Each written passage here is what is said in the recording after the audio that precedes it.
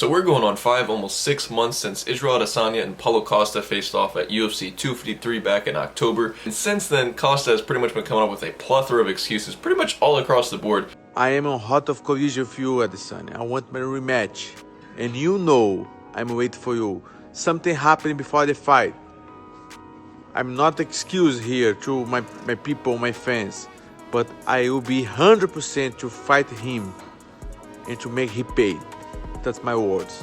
Initially, right after the fight, he was saying, there was something wrong. He had that cupping on his legs, kind of maybe referencing, he was sick or something wasn't all the way there. Something wasn't right, things weren't all the way 100% clicking. He was like, that there was something wrong before the fight, but I make no excuses, things like that. And pretty much the whole time campaigning for a rematch with Adesanya, which made no sense because he did nothing to deserve a rematch. He completely got shut out in the fight, pretty much did nothing to deserve a rematch. But now, recently, I saw something. I woke up today and was reading my phone and saw something that Paulo Costa claimed that he was drunk when he fought Israel Adesanya. And now he's saying that, before the fight, the night before, he couldn't sleep. I don't know if it was nerves or whatever. He just couldn't sleep before the fight and ended up drinking a bottle of red wine. Some reports said that he was drunk during the fight. Some reports said he was hungover.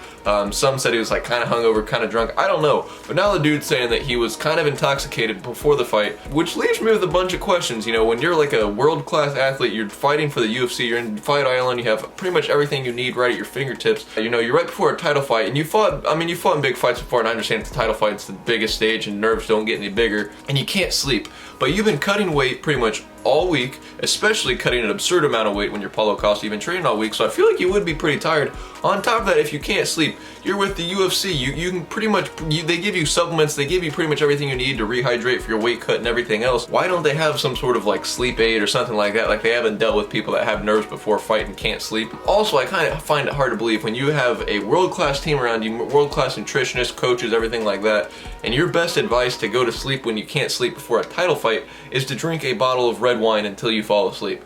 I'm sorry, but where does that click? Especially when something like alcohol is terrible for your brain and your brain health when you're about to go get punched in the head by a dude who's really good at punching people in the head. I just don't understand where, if this was actually the case as to what happened, where in Paulo Costa's mind does it click that drinking a bottle of red wine before the biggest fight of his life, not to mention anybody around him having any possible better ideas, maybe, hey, let's go work out a little bit more, maybe that'll make you more tired. Or let's see if someone at the nutrition and supplements area with the UFC has some sort of sleep aid or something.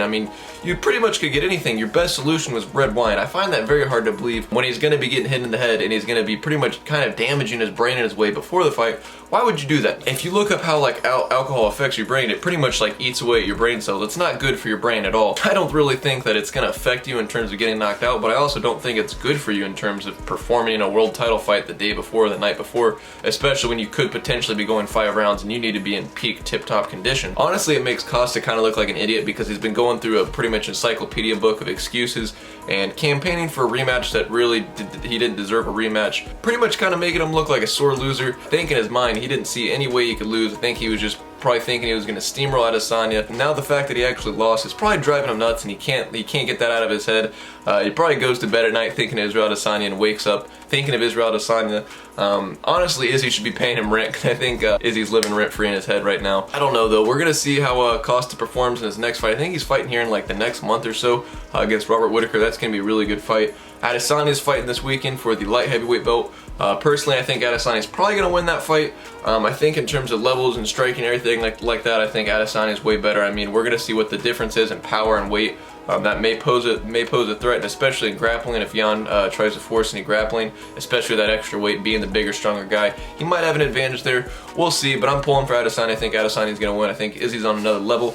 I hope you guys did enjoy this video, though. If you guys did, please be sure to drop a like, share this video. If you guys know anyone else that would enjoy this video, wants to know what happened with Paulo Costa, if he really was drunk, if he wasn't, if you guys think he was drunk or if he wasn't, whatever you think is a bunch of BS, let me know in the comment section below.